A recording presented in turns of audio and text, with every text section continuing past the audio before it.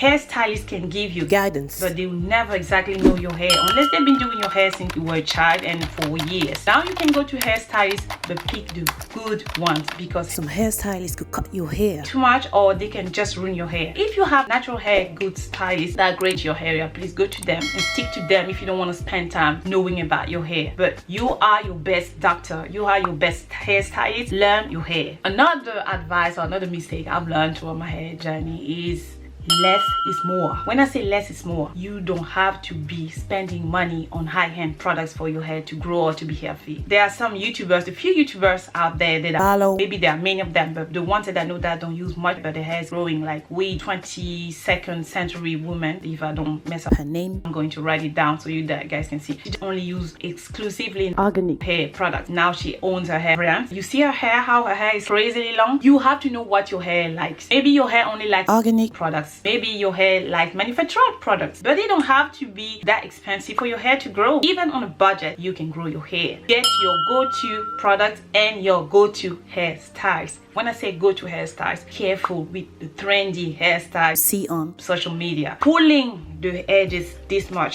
scattering the edges this much can be very damaging to it, especially if you have kinky, dry hair like mine. Careful with playing with gels too much. Gels contain alcohol. That might not be great for your hair. If your hair can take it, well, keep doing you, girl. Because I can see online there's a lot of girls that cannot help doing their hair, finishing with, laying the edges, slaking the edges down. Well, I don't do that. And I still think you can be a part of natural hair community without having to slaking down, gelling down your edges or whooping edges. What's the point? Your hair is natural. Leave your edges alone. Then again, that can be a preference style. Everyone has their own preference. As long as it doesn't ruin your hairline, it doesn't ruin your hair, you can keep doing you. But if you notice that your hair starts thinning because you are just doing tight hairstyle, heavy extension, or this whooping, designing hairline, stop it. Watch your hair. To me, education and learning what your hair needs